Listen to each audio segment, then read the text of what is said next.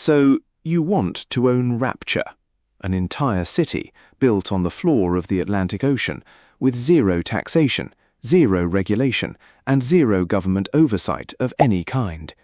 On paper, this is the greatest business opportunity in human history. No permits, no inspectors, no unions, no minimum wage, no antitrust law. Every builder's fantasy granted at once, 3 miles down, sealed inside glass and steel. Here is the problem. That same freedom is also the reason the city is now a flooded ruin, with the bodies of its own citizens drifting through the corridors.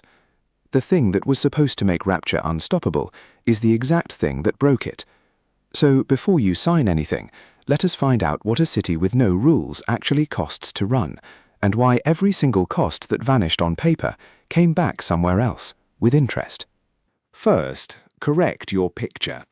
This is not a research base or a bunker. Rapture is a fully enclosed underwater metropolis, built to hold tens of thousands of residents, with its own power grid, its own farms, its own hospitals, its own police, and its own currency. Every single input a city needs, food, air, water, electricity, has to be manufactured or extracted locally, because there is no surface economy to fall back on. A normal city imports cheaply from 1,000 miles away. Rapture imports nothing. It sits under immense water pressure, in permanent darkness, and everything, every nail and every loaf of bread, is produced inside a sealed dome under the sea. Understand what you are buying. Not a business park, a closed-loop civilization with no backup if any one part of the loop fails.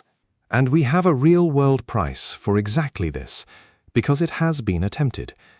In 1991, a sealed closed-loop habitat called Biosphere 2 was built in Arizona at a cost of around $200 million. It housed 8 people. That is roughly $25 million per resident, on dry land, with no water pressure, with the ability to open a door and walk out. And it still failed. Oxygen levels fell dangerously within 18 months, and the crew had to be resupplied from outside. Now scale that to tens of thousands of residents, 3 miles beneath the Atlantic, with no door to open. Rapture is not an ambitious building project. It is the single most expensive category of engineering humanity has ever attempted, multiplied by a factor of several thousand, and then sealed shut. Now, the sales pitch that built the place. The founder's thesis was simple and seductive. Remove all government interference from a city, and the market alone will organize everything better than any regulator could.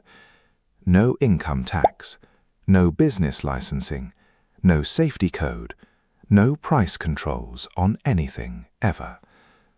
In theory, this frees an enormous amount of capital that would otherwise be spent on compliance, and lets the best product win on merit alone.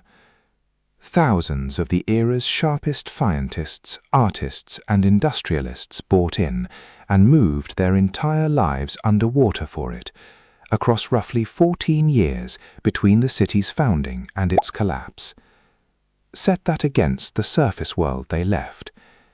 In the 1950s, the top rate of income tax in the United States sat above 90%, and in Britain it was higher still.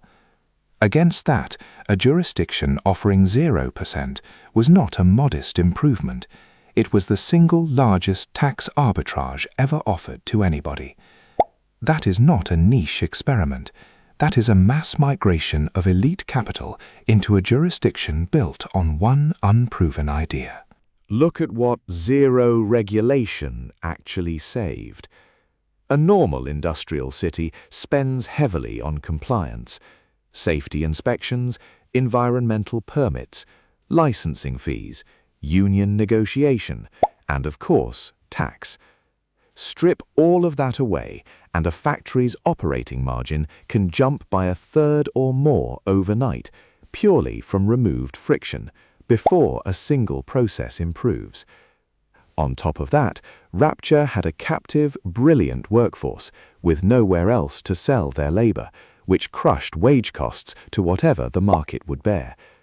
Add genuinely revolutionary science, gene splicing technology unlike anything on the surface, and you have a city that could out-innovate and out-produce the entire rest of the world at once.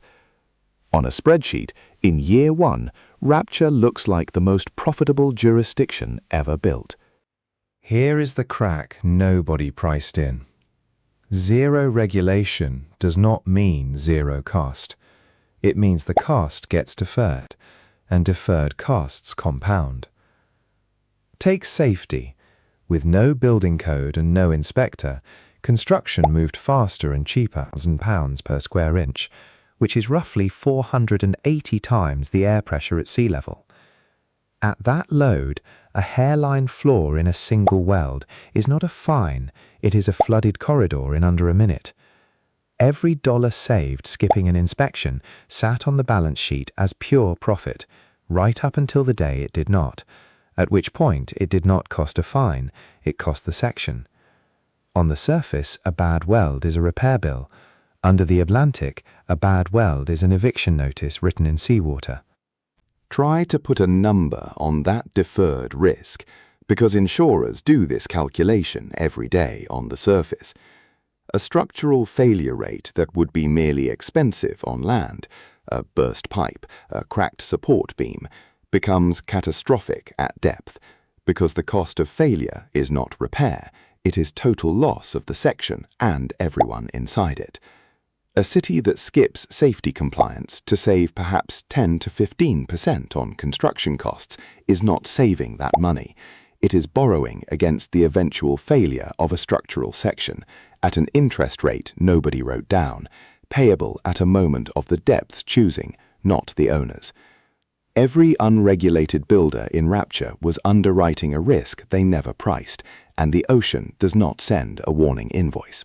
Which brings us to what genuinely made Rapture's economics work, at least for a while, and it was never the free market alone. It was smuggling. A sealed city needs constant contact with the surface for parts, chemicals, and people it cannot produce itself, and legitimate trade routes to an undeclared underwater nation simply did not exist. So Rapture ran an enormous black market shipping operation, moving goods past international authorities who had no idea the city existed at all. That is not a footnote.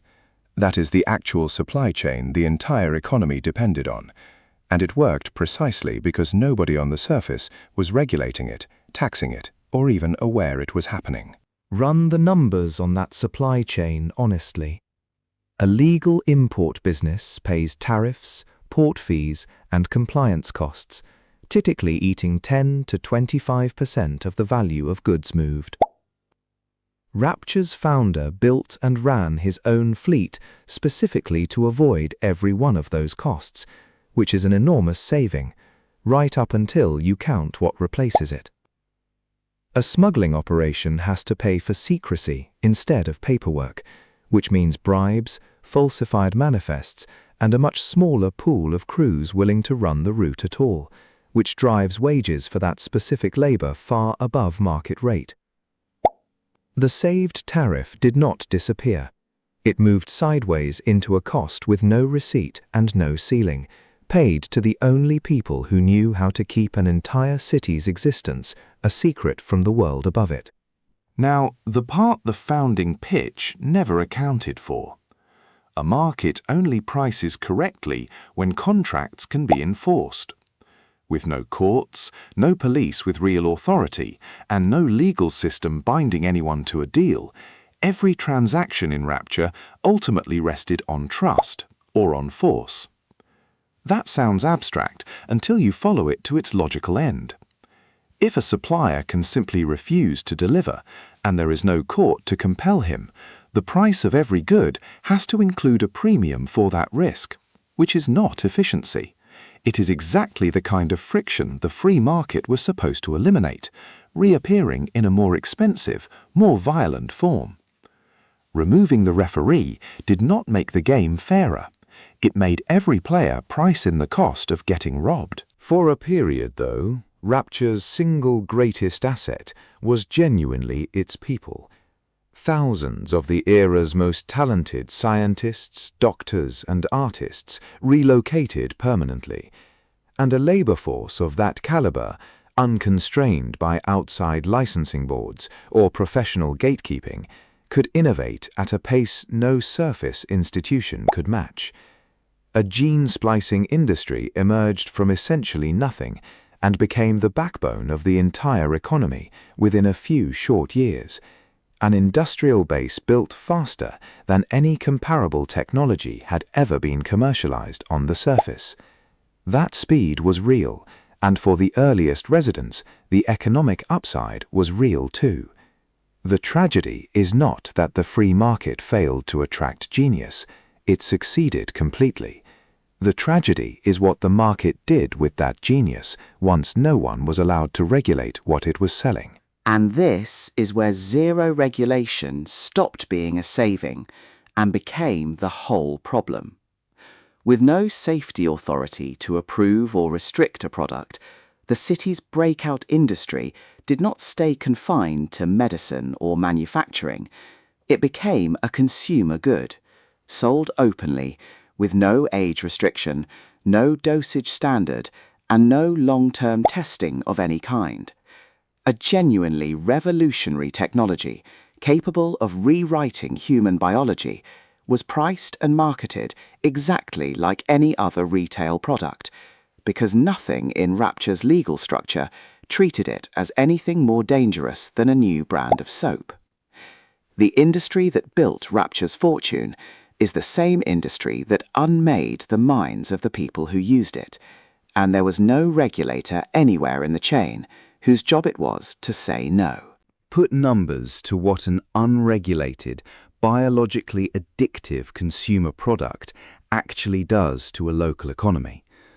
A normal vice product, alcohol or tobacco, claims perhaps 5 to 10% of a household's discretionary income at heavy use.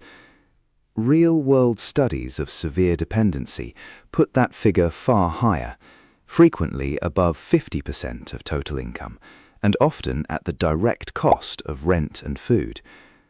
A product that rewires the user's own nervous system to demand more of itself removes that ceiling entirely, because the customer is not choosing to buy, their biology is compelling it. As dependency spread through the population, spending on the product did not plateau. It consumed disposable income first, then savings, then the ability to hold down the same skilled jobs that had made Rapture's economy exceptional in the first place. You cannot run a gene-splicing economy on a workforce whose primary economic behavior has become funding its own decline. The industry that made Rapture rich was structurally designed to eventually make Rapture unable to work. Follow that collapse through the actual workforce, because it did not happen all at once. As dependency deepened, worker reliability fell first. Absenteeism, mistakes, shifts simply not shown up for, in a city where every job, from atmospheric control to structural maintenance, is safety critical. Skilled positions, the scientists and engineers who were the entire point of the enterprise, began going unfilled or badly filled, because the labor pool that had been the city's greatest asset was now shrinking from the inside. A city that runs a closed-loop life support system on the ocean floor has zero tolerance for a maintenance crew that does not show up. Every other city in history that lost labor capacity could import replacements from outside. Rapture, by design, had no outside to import from. The addiction did not just cost consumers money, it cost the city the one input it could never legally purchase, competent hands, at exactly the depth where competent hands were non-negotiable. Now, watch what happens to public order once a population that size begins to lose its grip on itself, in a city that never built a police force with real authority in the first place.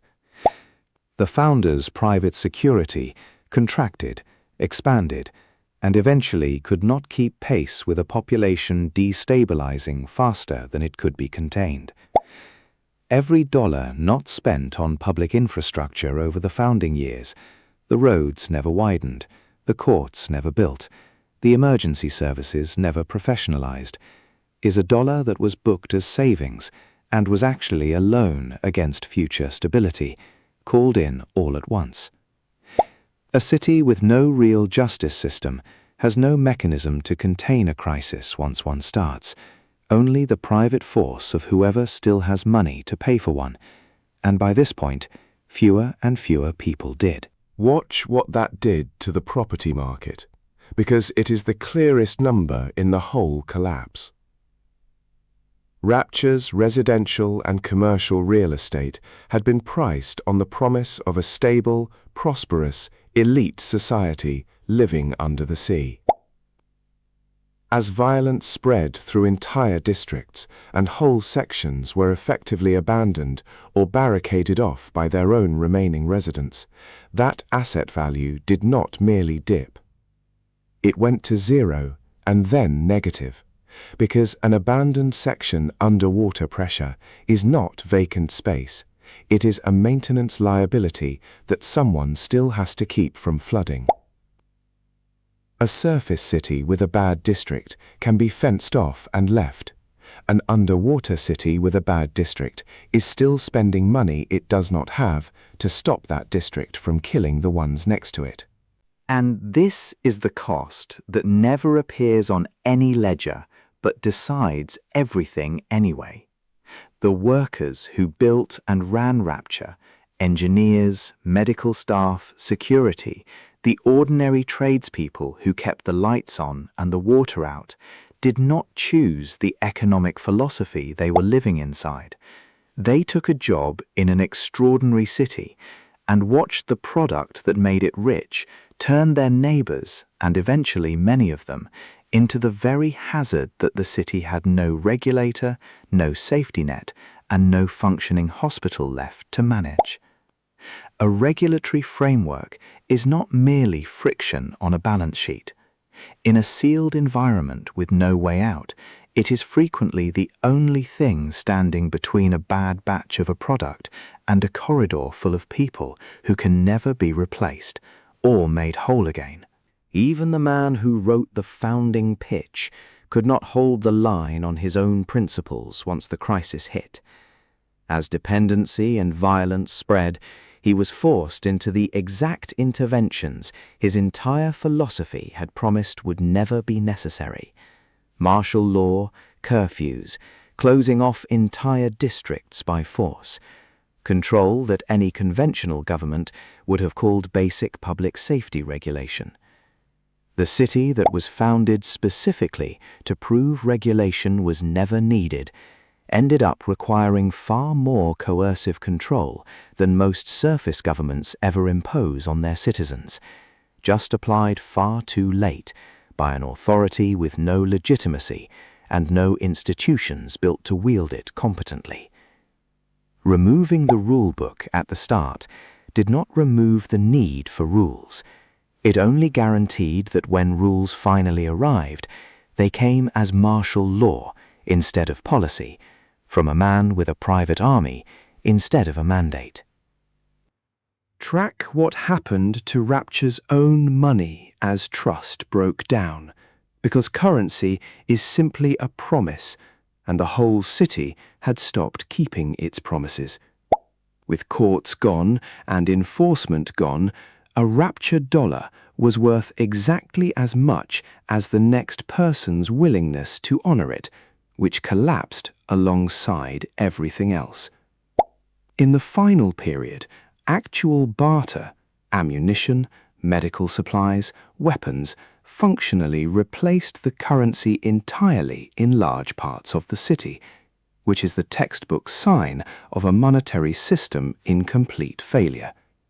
A currency has value because an institution stands behind it and can compel its acceptance.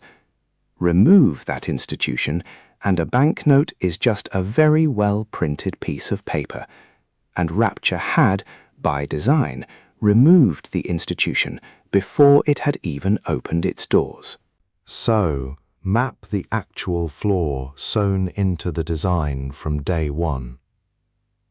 Rapture eliminated every cost that a regulator, a court, and a customs authority normally absorb, and booked every one of those eliminations as pure, permanent profit. None of those costs were actually eliminated.